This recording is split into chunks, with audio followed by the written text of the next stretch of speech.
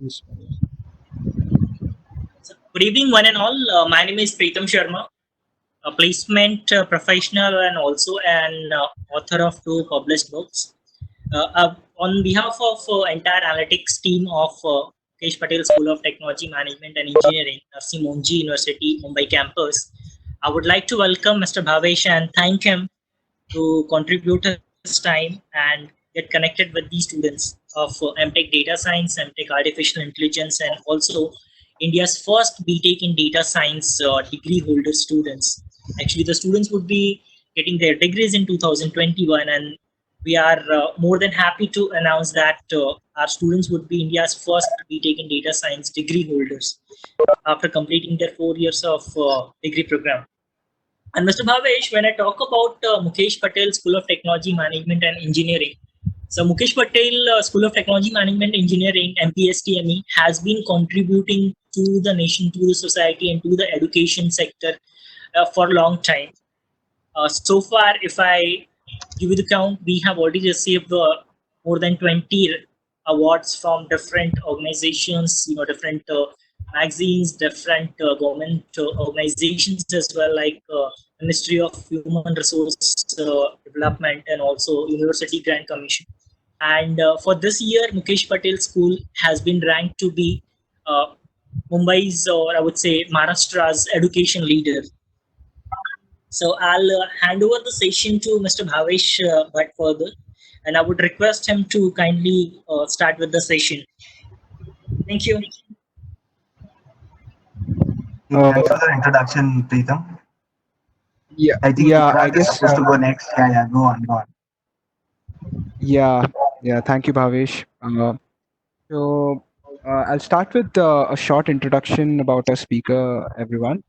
So, first of all, everyone, thanks for joining the session. I mean, amidst this coronavirus thing, it's a really great thing that everyone came and we have a good crowd here. So, thanks a lot, everyone, for joining the session. Heartiest gratitude to everyone. So, talking about Bhavesh, there's hardly anything that he has left in data science to talk about. So, if you look at his videos, so he has almost covered everything, right from statistics to the basic statistics to the advanced machine learning algorithms to neural networks to everything that a data science uh, professional needs to know. He has covered all the aspects of it. And also, Bhavesh has created different channels for Python and for the supporting aspects of data science as well. So Bhavesh has been the 40 under 40 data scientist by Analytics India magazine, and he has also been associated and worked with big names such as MATLAB, then Cisco, and then Packet Publication, and so on and so forth, and even Fractal for that matter. So he has been associated with different companies in past, and he's currently Google Developer Expert for machine learning, and he's a visionary and a leader for machine learning, computer vision, and deep learning. So I would like to welcome Bhavesh to this session. Hey, thanks, Vikrant, for the introduction. And thank you, Preetham, for the initial introduction as well. So, since the Uh, introductions are Bhavesh, done, Bhavesh, yeah, Bhavesh, I would also like to introduce our guests yeah. that are with us. So our first guest is Dr. Siba Panda. So he needs no introduction in NMIMS data science. So every student of NMIMS data science knows him.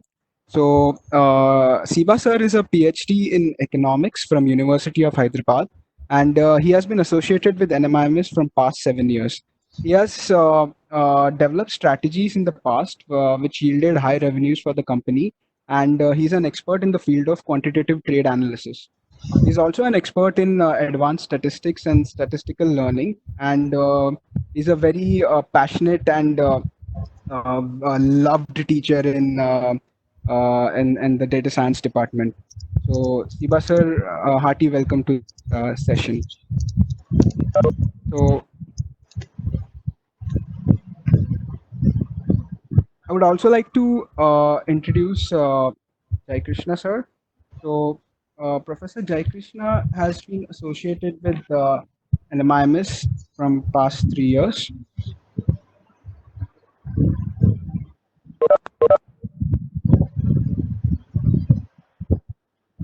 And he has completed ME degree from University of Mumbai, and he's currently pursuing PhD from an MIMS.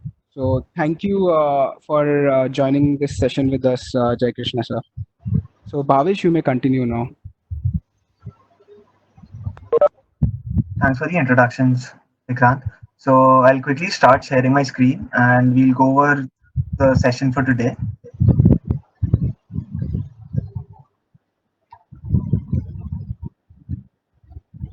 Now, if you see my screen,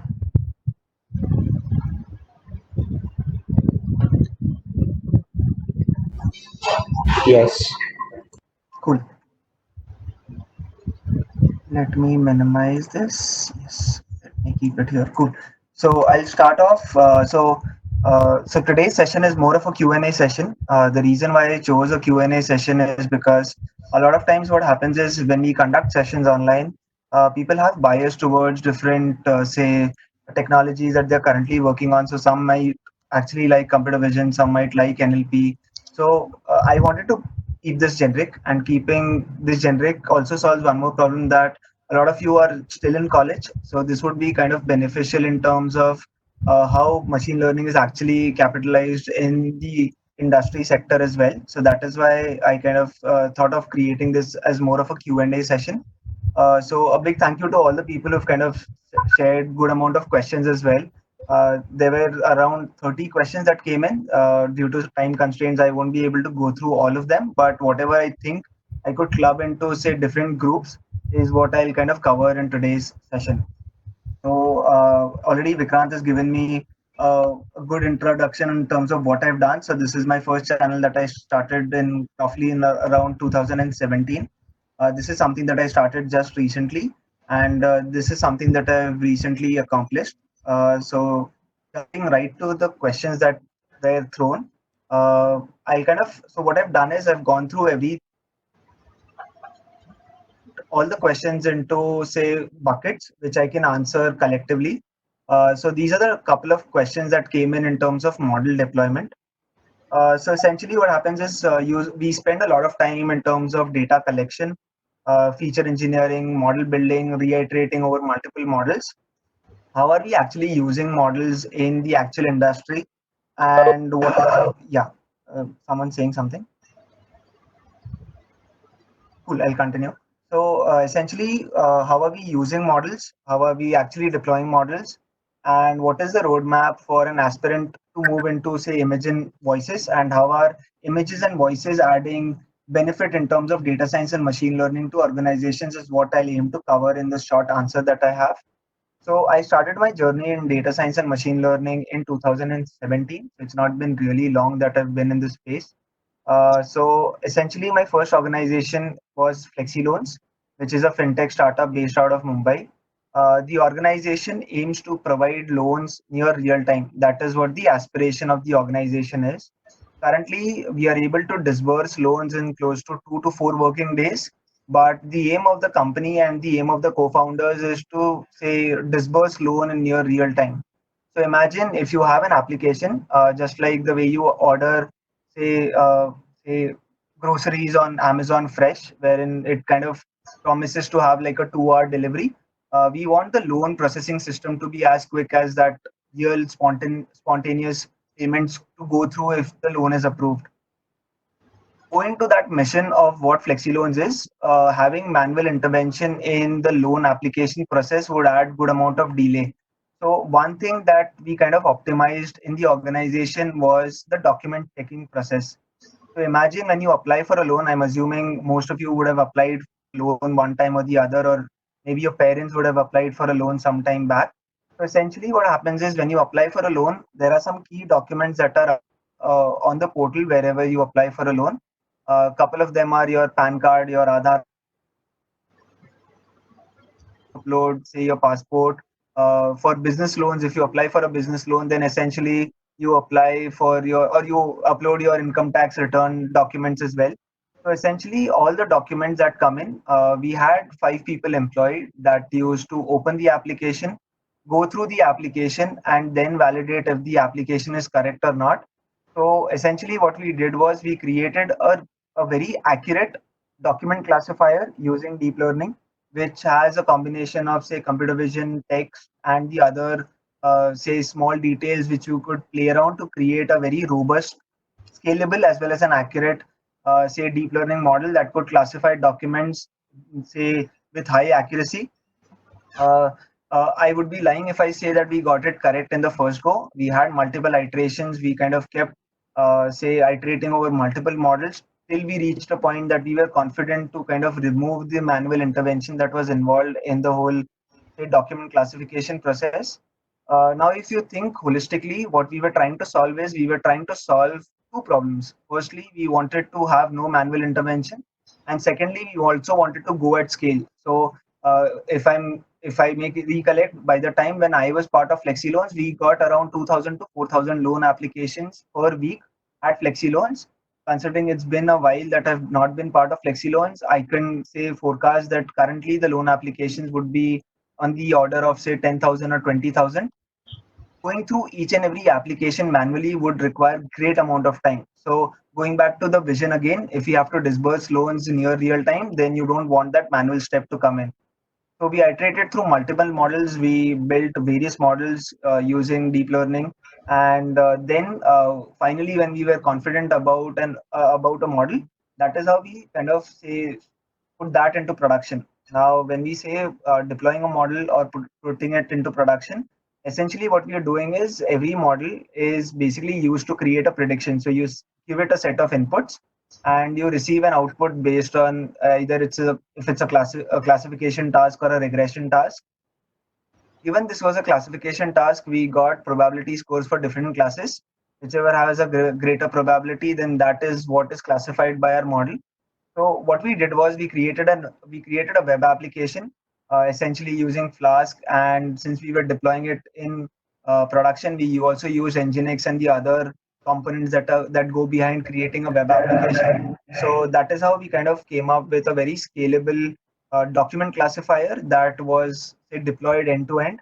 Now, for people who are still very much confused with respect to what deploying means, then essentially what you want is, if you start getting 10,000 images per second, then you want the model to give you response in near real time, or to give you response very quickly.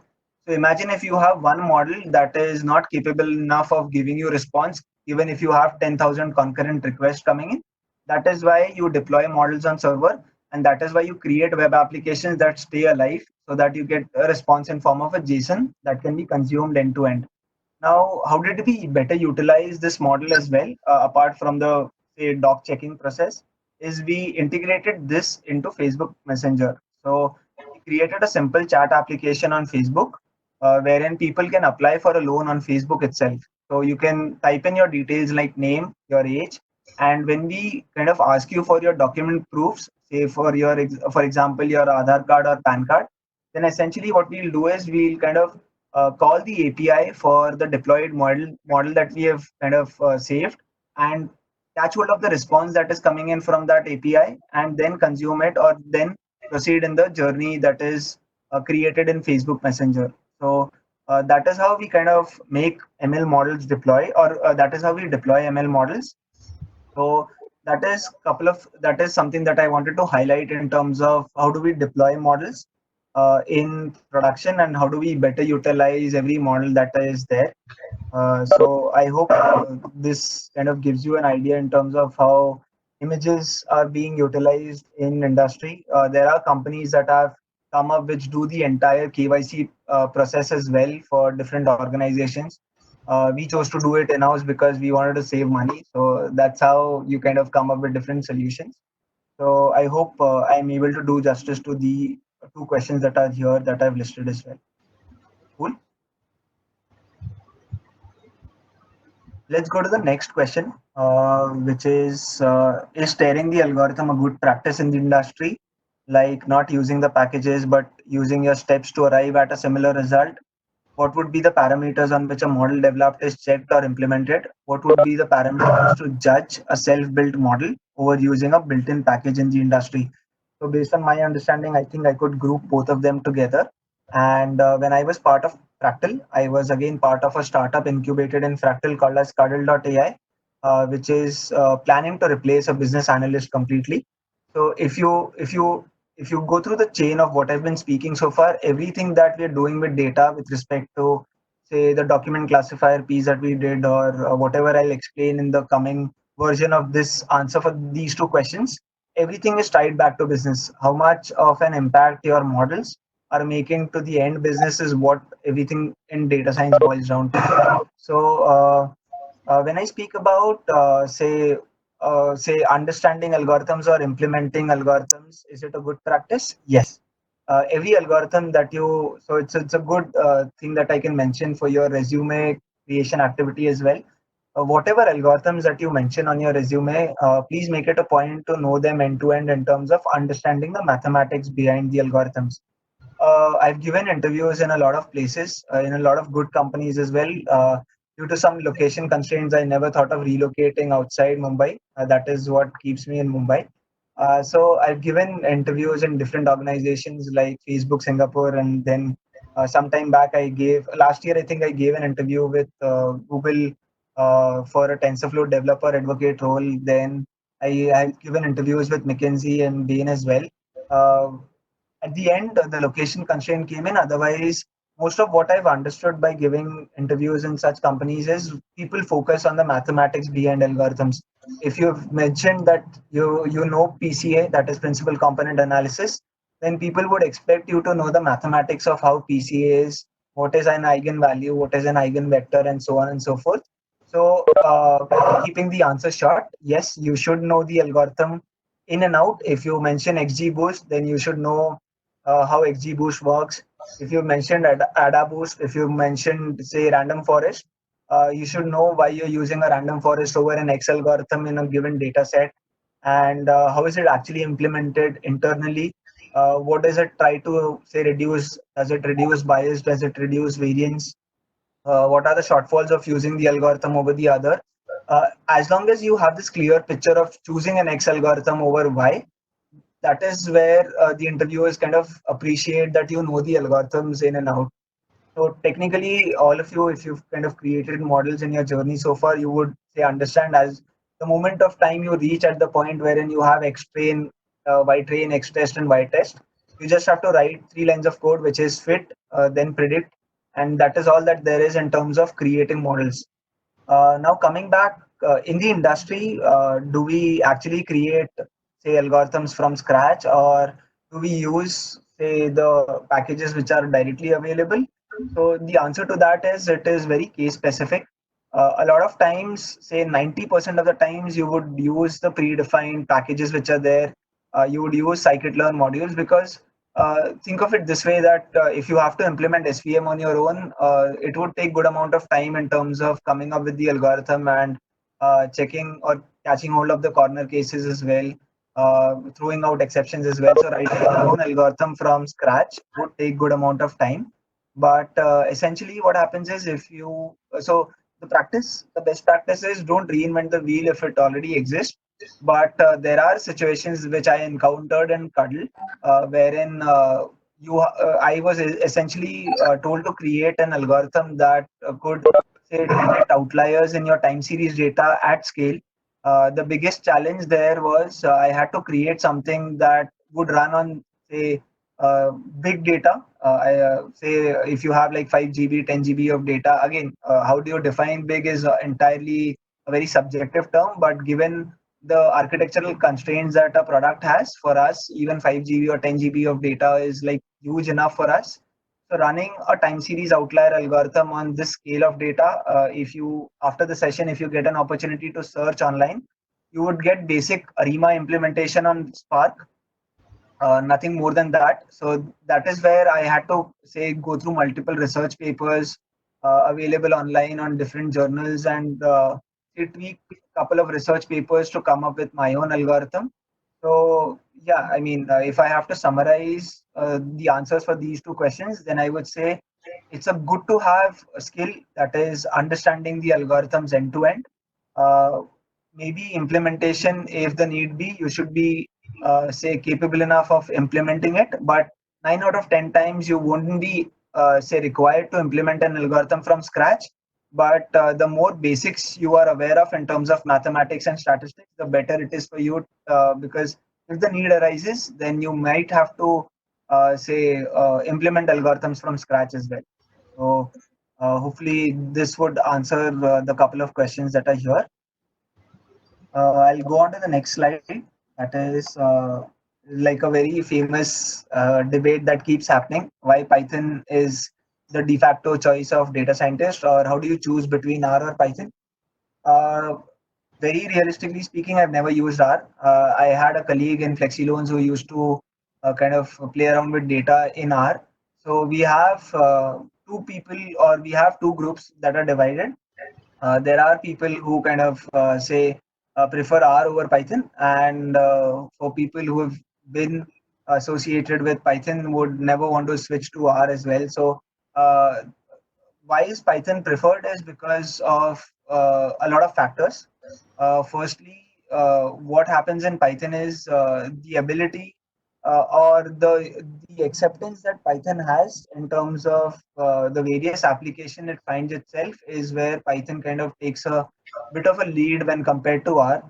So, given Python can also run, or given you have IoT connectivity, or you have the edge devices that are coming up, if you have to create like a real-time machine learning model that works on hardware devices like Raspberry Pi and Arduino and the other devices which are there, essentially that is where the power of Python kind of say, takes over the R capabilities. R, on the other hand, is very strong in terms of the statistical inference. So R, essentially, based on my say memory, I recollect, R was basically built for statisticians who want to do in-depth analysis of the different data sets that they play around with. Python, on the other hand, is still developing in terms of statistics. Now, I'm pretty sure a lot of you would use, say, linear regression module directly from sklearn and fit a model. But before you even say jump to fitting a model using sklearn, a good practice is to use stats model API, which is a Python package, to understand the different say results that are generated using a linear regression model. So all of this is like an add-on in Python, but this already exists by default in R. So both have their set of advantages, but the way or the reason why R Python kind of overpowers R is because of the community support that it has, the wide adoption that it has, and the amount of say more than the adoption as well. It is more about how much of an integration it provides. So it gives you good interfaces with different say devices that I've mentioned. Along with that, deploying say Python-based models, having different web applications or packages which are say relevant for web applications like say your Flask with Nginx, deploying it in a Docker container. All of that become very streamlined when you say start using Python. So yes, if you ask me, Python is like my favorite, say, programming language as well. But R too has its advantages. So depending on the need, you can always tweak around between Python and R. But if given a choice, stick to Python, because that is something that's say gonna be beneficial in the industry as well in terms of deployment and in terms of integration with various other services as well. So hopefully this should give you a clear picture in terms of why Python is like the go-to standard for data science and machine learning. So I'll go to the next slide. The next slide talks about various other questions, which I think I could have clubbed into one answer. So I'll go through the questions quickly. That is, what are the algorithms which you think don't get as much credit for their usefulness? Which subpart of data science or artificial intelligence do you see progressing the most in the next 5 years? Are the words of data scientists taken seriously, or are they taken with a pinch of salt? To combine all the three questions, I'll give you one simple answer that one part of data science and AI that I feel would kind of see progressing in leaps and bounds is explainable AI or model interpretability.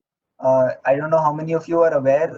Apple released a simple card sometime back. I think or a year and a half back. I think it was Apple Pay, if I'm not wrong. So Apple Pay was basically like a credit card that Apple introduced. I'd gone through a simple, say, a blog post or a article wherein two people, a couple had basically applied for a loan on Apple Pay, and they had the same thing going for them. Their age was same, their income was same, their residence proof was same, their locality was same. But for one, that is for the guy who had applied, the loan got approved, and for the girl who had applied, the loan got rejected. So while modeling the defaulter or the while modeling the loan application process itself, there was a bias that crept in, which maybe Apple didn't take care at that point of time. So in terms of when you create a model as well, the new field of research that is emerging is model interpretability. Whatever models you build, be it a convolutional neural network or an LSTM model or any model for that fact of matter, how much can you explain it to business and how much can you understand? Given an input, the model will give you an output, but how do you decode what is happening inside that model is where model interpretability comes into picture. Even with complex algorithms like XGBoost, you have different model interpretability techniques like line that are coming up. So there is something called as a Shapley value that's gaining a lot of popularity in terms of how do you interpret feature importance uh, for an XGBoost model as well. So the way I see the trend for the next 5 years is model interpretability. The next question is, are the words of a data scientist taken seriously or not? When you start communicating your results to business who are not very much aware of what an X model that you have implemented. So say for example, I create two models.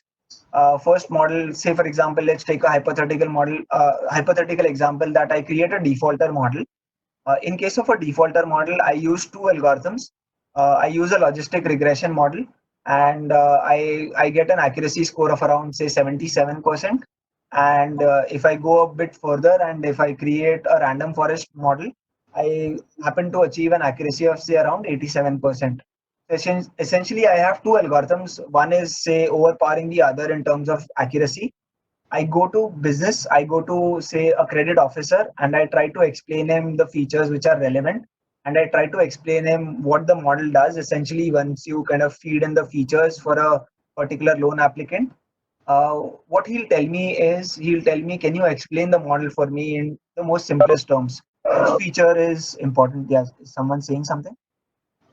Cool. Once I kind of speak to a business end user, he doesn't care which model I use. I can use an XGBoost, I can use a neural network as well. What he'll want me to explain is which feature is more relevant in that defaulter model. How should he assess the credit of a person given the data that he has, given the data that we have, and given the model that we've built? What are the features that he should carefully examine for a loan application? So business would take your models with a pinch of salt if you're not able to explain them really well. That is where, coming to the first question, that what are the algorithms which you think don't deserve as much credit, is the simpler algorithms which a lot of people kind of say don't use. People kind of go in for like really fancy algorithms as well. So again, it's a trade-off that you'll have to make if you want to explain something to an end business user. Then what you can do is you can create a simple logistic regression model by taking in all the assumptions in mind, creating a good robust logistic regression model, and explaining how which features are relevant, which features are not relevant, what is the importance of X feature over Y feature, why are you choosing a X feature and why are you dropping a different feature altogether.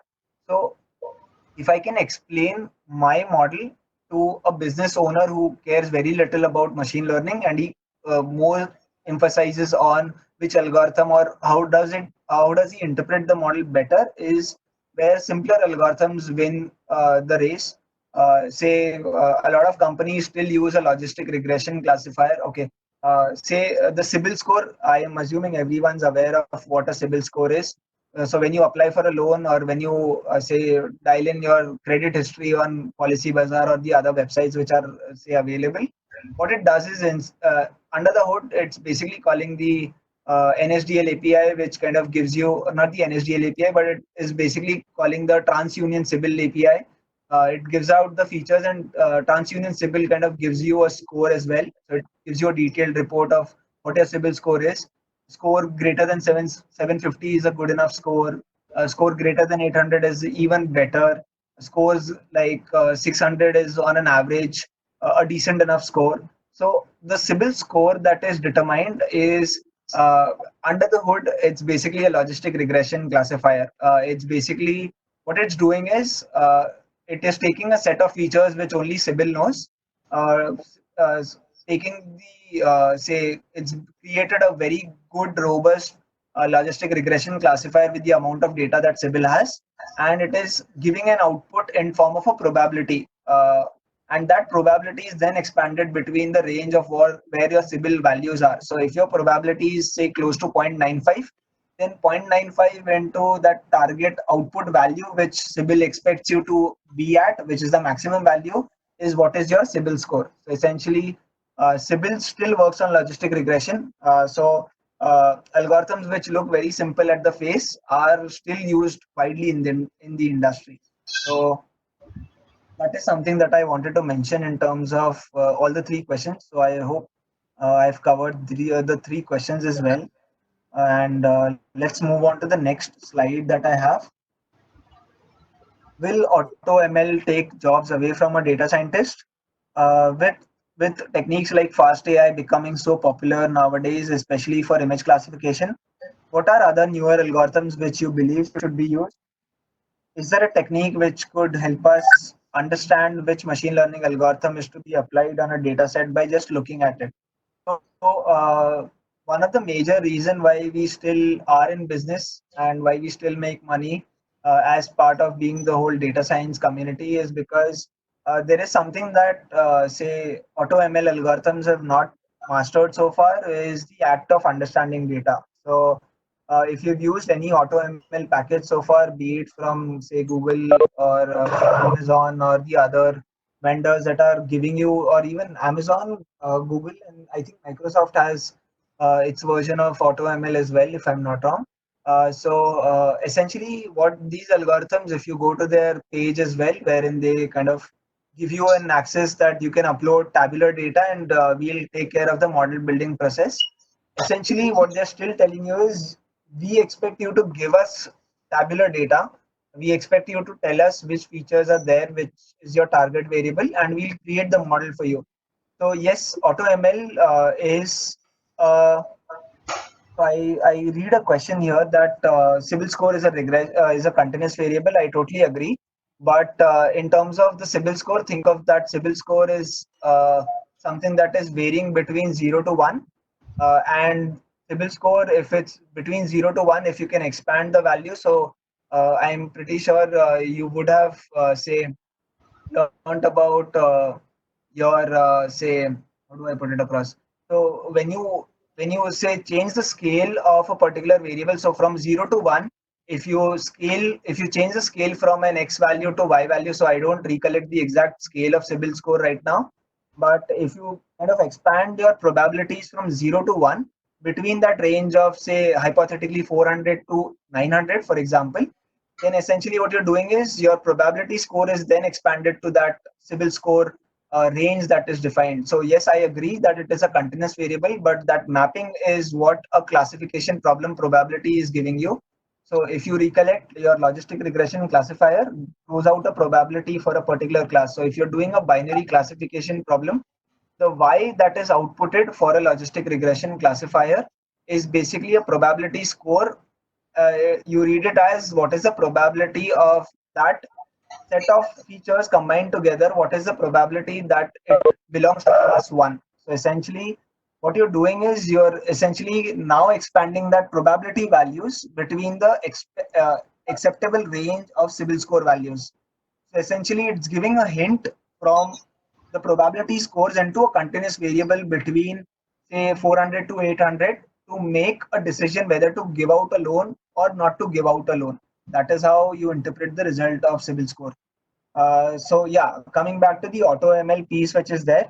will AutoML take jobs away from data scientists? Till the time people don't, till the time computers don't realize business, till the time computers don't understand, say, features, coming up with new features, and say, understanding the business context of why you are creating a model, till that time your job is kind of secure. So even though the model creation activity would be automated, that is how I see the future of AutoML. You would be expected to create relevant features is something that you will have to kind of say spend more amount of time. So I am pretty sure a lot of you would have heard this jargon floating around, that good amount of time is spent in data cleaning and feature engineering. And trust me when I say this, it's absolutely correct. You will have to spend good amount of time understanding what features are there for you to create a model.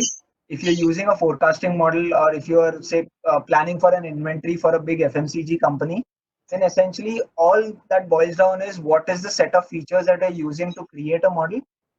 Essentially, if you're creating or if you're using the right features, then what is the end feature, or what is based on the features that you've selected, what are the relevant features that are there? Can you come up with better features in general for creating like a regression model or a classification model? Is where your job is kind of secured. Coming to the next thing, that is, since fast AI is becoming so popular in terms of image classification, I would still say not advise all of you to kind of go in the rat race of understanding the newer algorithms that are coming in. The reason being, a lot of it which happens in the industry currently as well is still driven by your basic idea of the normal model building process. Out of 10 models that I create, I would still prefer using decision trees, a max to max, a random forest, or a logistic regression classifier when I have a tabular data in hand. Once I go, if I am chasing a very crazy accuracy score, then I would go in something for an ADA boost or an XG boost. I would highly avoid using a neural network in case of a tabular data set that is there, because if accuracy is the only concern, then you're just creating a model for an accuracy score, which is not how the companies operate in terms of say creating and deploying models. So even though there are newer algorithms coming up, it's good to be updated in terms of what is happening, because you never know, you might have to implement something that is say something that comes up in your organization. If you have to build like an intent classifier, then keeping up with pace in terms of the transformer networks and NLP, it becomes a challenge to be updated. So just skimming through what is happening in the industry, following influencers on Medium, and say prove it. Okay. So that is there.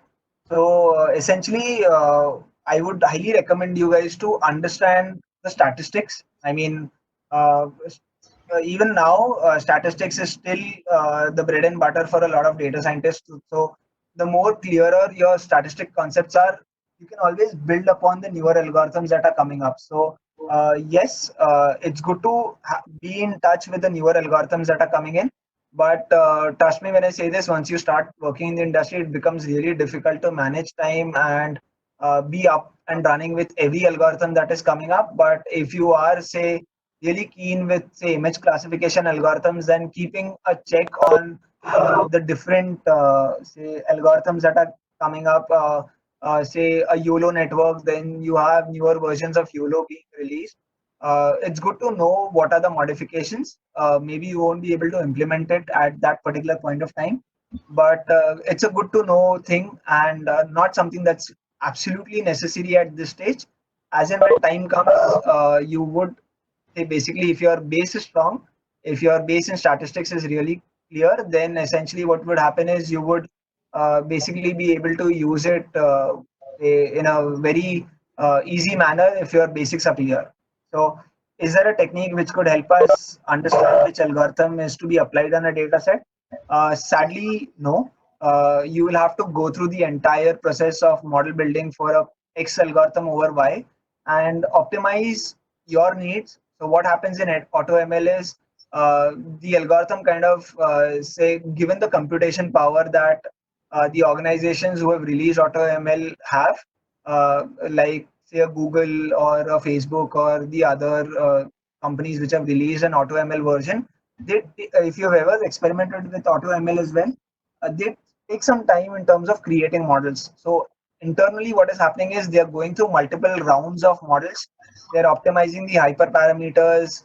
They're learning from the mistakes that are made when you choose an X algorithm over Y based on data, because you've not sat down and discussed with what the features are, what the target is. So essentially, you just mentioned to them that these are my set of 10 features, and this is one of my target variable that is there. So essentially, what happens in that case is you essentially end up reaching a point wherein you kind of go through multiple models and choose one which gives you the best possible result, which you've already defined that if you want a higher precision or if you want a higher recall, then I want say an X algorithm over Y, which is what is taken care by the AutoML framework automatically. So at this point of time, there isn't like a technique that can give you an answer that you should use, say, an X algorithm over Y just by directly looking at data. You will have to play around with data and see which algorithm fits your business needs as well, and then take a calculated decision in terms of which algorithm to move forward with. So that is there. I'll take the next set of questions. I'll skip the annotation piece, I think. Yes. So yeah, that is all that I had in terms of covering for today's session.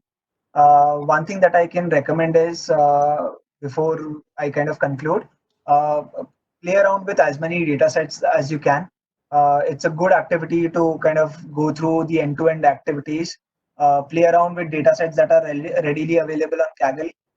The Kaggle kernels help you a lot in terms of understanding how different people are using the same data set and how are they coming up with new features. So I kind of actively go through a lot of notebooks on Kaggle. I don't participate in a lot of say competitions because time is a big factor. But one fine day when I feel I want to learn something new, I pick up a simple challenge that is going around.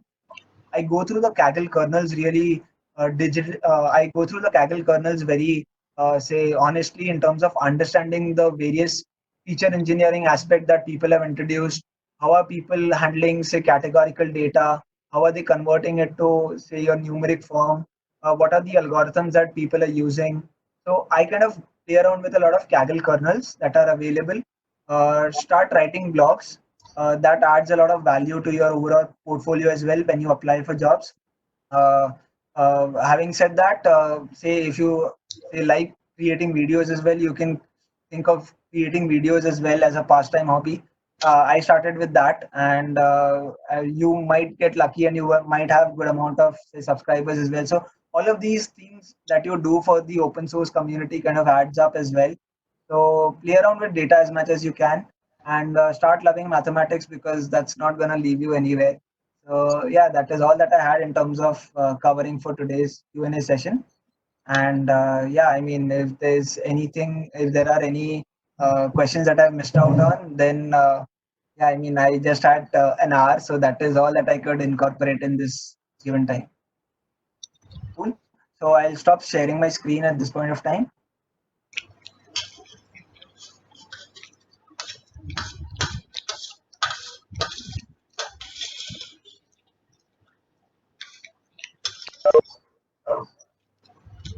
Anyone, any questions? I mean, maybe you can say punch in your questions if you have a small. How can we integrate a ML model on a website? So essentially, the thing that I mentioned, which is your web application that I spoke about, the PAN Aadhaar classifier. You basically create a web application. Now, what happens is a lot of web applications or websites use JavaScript and a lot of backend. So if I speak about software engineering, a lot of say softwares which are created run on microservices, which is nothing else but small units doing their work independently. So what happens is when one, so think of it this way: you've created a model in Python, and now you want that model to throw predictions on your website. Given if you've used like a PyTorch based model, not even TensorFlow, because TensorFlow now has TensorFlow JS, which is JavaScript. So you can automatically integrate your models in JavaScript. But given if you have a model in say PyTorch, and if you want to create a model prediction using that on a website, then you'll have to create a web application. You will have to host that web application in a server, say on a GCP cloud or an AWS cloud, and whatever inputs you get from your website, you'll have to pass on that inputs as inputs to your model on the web application that is currently running, and catch hold of that response in form of JSON, and then display it as an output. Our ML algorithms, just a sec, let me read this. Are ML algorithms on mobile phones deployed in phone itself? How do they do it in such a small storage space? It's a very good question. So there are two types of models that are deployed on your cell phone. If an application is using ML, then there are two ways of say integrating ML in your applications, Android applications. The first way is you create an interface which interacts with a model on cloud. So if you've used Google Lens, the one that is readily available by Google, then essentially what happens is you kind of say uh, you are using an application that is hosted on Google servers and not directly something that is being say accessed via your mobile net, your in-house local machine model. So that is where Google uses its computation power to browse through all the database that it has, and kind of gives you what the actual text in the image is, or what is the monument that you're pointing at. So there are two ways that applications can use ML. The first is what do you do in terms of say your models that are deployed. So one is the online version wherein you interact with the online models. The second is the offline that is actually deployed with the Android app itself. The way that works is you don't deploy the TensorFlow app directly, because if you're aware of the size that TensorFlow models are, a lot of models would even run into GBs, and I wouldn't be sure that you would actually download a mobile application which has GBs of say data in terms of downloading a single application which uses ML. So in that cases, what happens is if you're using a TensorFlow based model, then there's something called as post quantization techniques. So all your weights, they are represented in a particular format. Say for example, float 64 format. How do you downsize it and then kind of convert that model into something that is much more acceptable, is where post quantization techniques of TensorFlow come in.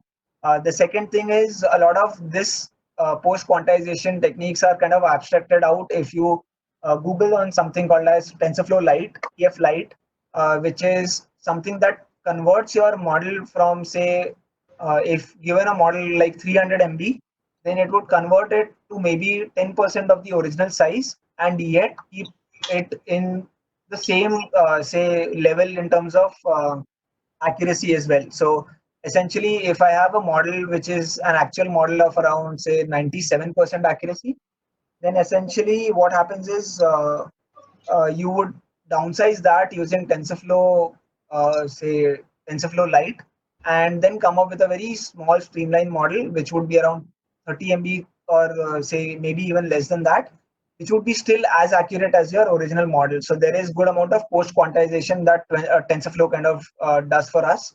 So you can have a look in terms of how TF Lite operates. So I kind of have good amount of questions coming in. Let me take one,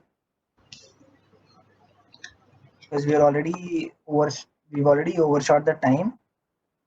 Can you talk about Edge AI? So Edge AI is something that kind of, if I understand Edge AI correctly, I may be wrong, but it's about deploying models on your edge devices such as Arduino boards or Raspberry Pi. Essentially, even that is taking off, because what it's doing is it's kind of taking that TensorFlow model that you have generated, or whatever image classification algorithm that you're using. It's taking that model, it's doing some good amount of post quantization techniques, and then deploying it as a simple file in your edge device. Now, one of the constraints of an edge device is your resource. So Right now, we have cell phones with, I remember Samsung launching a 16 GB RAM version just recently. I think it was S20 Ultra, if I'm not wrong, S10, S20. I don't remember the naming convention. But given if our mobile devices right now have 16 GB of RAM, uh, the essence of the edge devices is one of the constraints that edge devices have is your RAM constraints as well as your storage constraints. So keeping all of that in mind, what happens is you will have to say streamline your model. You will have different versions of image classification. So there are some pre preloaded models that are already existing in terms of computer vision. There is something called as a mobile net version, which gives you really good accuracy for a really good less size model as well. So there are various ways of how you kind of say integrate ML algorithms in your edge devices. So that's something that is there. Flask versus Django. I think I use Flask, so I don't know. I mean, I've never used Django, so I'm not the go-to person in terms of comparing both of them. But in the industry, there is no bias as term in terms of what to use where. Uh, based on what I recollect, there are companies that use Flask entirely, and there are other companies that use Django entirely. So it all depends on the entire software engineering framework of the organization as well, what they are comfortable with. But yeah, I mean, I cannot choose between any one of them. So ML ops is something which people are talking about nowadays. Is it something like DevOps plus ML pipeline? Yes, it's something similar to that. So you have say, so what happens is essentially, okay, let me integrate this with one more question that came in, which was how are jobs going to be impacted given the COVID-19 situation that is there? It's a very valid question that I think I can integrate the ML ops piece as well with this. So essentially, what happens is right now the industry is not in the best state of affair, given the economic crisis that we are going through and the entire world is going through. Uh, the opportunities will be limited. I'll not sugarcoat anything right now. The market is not in a very great state of affairs in terms of new business opportunities coming in. So there will be slow hiring that would be happening in terms of data science and ML as well, because everything boils down to companies' ROI. If the companies, there are a lot of businesses that are not currently functional. There are a lot of companies that are not operating at all. So think of companies like Uber and Ola, which have kind of stopped making any money. So all the ML, so everything or every hiring that happens is tied back to business. So if business is not happening, then why hire people as well? So the situation is not that great in terms of data science, but given the time that you have, given if you have good amount of say exposure in terms of DevOps as well. So DevOps is basically the thing that I mentioned in the initial part of the presentation, which is your TensorFlow. How do you deploy models? A lot of companies use a very good standard practice in terms of deploying models as well, because it's not one version of model that you deploy. There is good amount of retraining that happens. There is good amount of monitoring model performance that happens. So if your model with time is deviating from prediction. So for example, if your training data is collected till 2018, and if your training data is entirely changed till 2020, then you cannot still keep using the 2018 version of the model.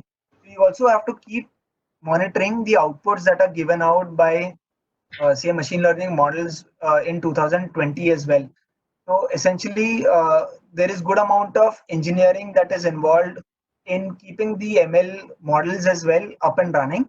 So that is where ML ops is something that is say picking up a lot of traction these days.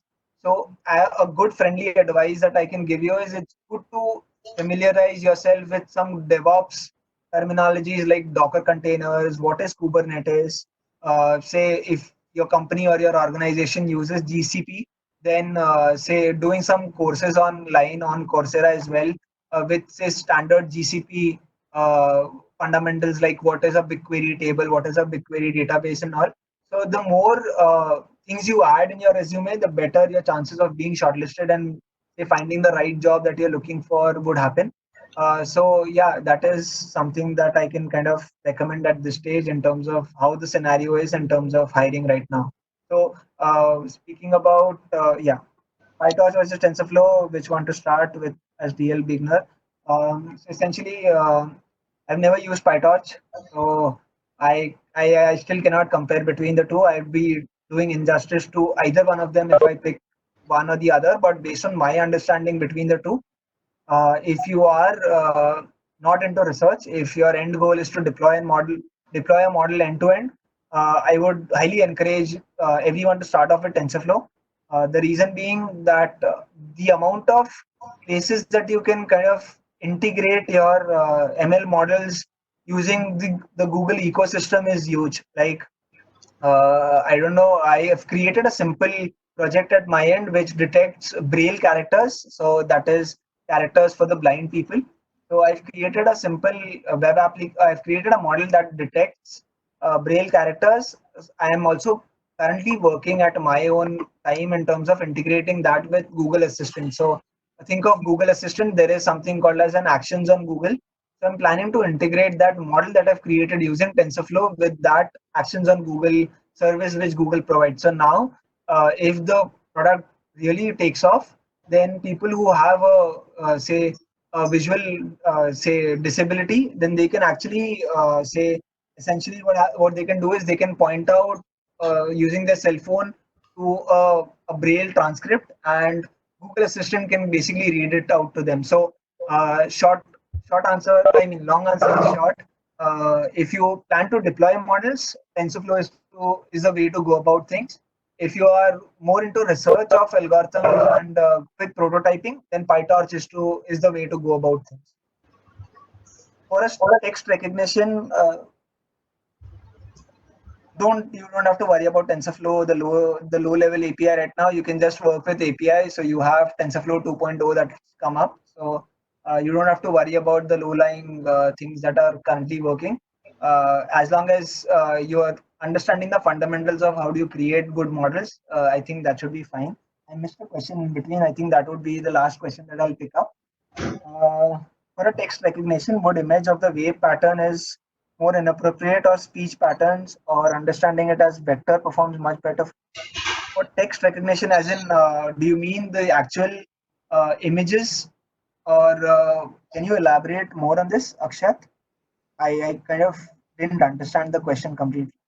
For a text recognition task, would image of the wave pattern be more appropriate, or speech patterns or understanding it as vector performs? I'm still not very clear. When you say text, is it in form of a written document that you want to scan, or Uh, is it something that is spoken out? uh, no. Bhave, what I wanted to ask was basically, let's consider an example of text classification, a basic text classification. So I have some particular words. Okay. So is it better if I know the wave pattern for that word and associate a wave pattern with that word, or associate a speech pattern for the word with the word? Like the word would be the label in the end because it's a classification problem, right? Or understanding the word as a vector, like representing the word as a vector and then associating the vector with the label. So out of these three options, which one performs the best for models? That's what I wanted to ask basically. No. So again, the text recognition that you mentioned, is it the image that what is the input to your model that you foresee in terms of this activity? The no, the input could be any of the three. It could be an image of the wave pattern that's formed. Let's say if I say hi, so there's a wave pattern that's formed, right? So if Okay. I want to associate hi, so with the wave pattern, is that beneficial for models? Or if I associate, like if I say hi, there's a particular vocal tone in my voice. So if I associate my speech with that, like my voice, the voice recognition and all, or just just understanding hi as a basic vector and then associating it with it, like associating hi as a label with it, which would be more beneficial? I think again, based on my little understanding of what the question is. So given if you want to classify text or if you want to classify words, I think you'll have to train different voices for the same word. I think there are data sets available wherein you can then take your time domain signal into frequency domain and then create classifiers out of it. So that can be one feature that you can use FFT. So I think FFT is kind of gaining a lot of popularity in terms of, so coming from a electronics background, I can say if you take your time domain signal and if you kind of use fast Fourier transform, you would essentially reach to a frequency domain.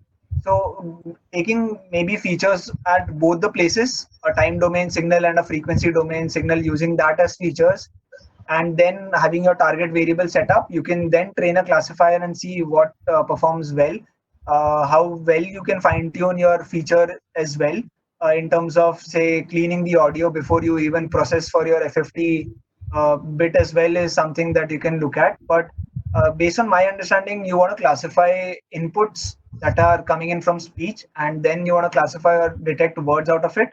Ideally, there would be you will have to spend good amount of time in terms of feature engineering. I mean, I wouldn't even say feature engineering, but cleaning of data, removing noise, and then converting that to frequency domain. So you can pick both or pick one of them and then say play around with different models that you have in mind.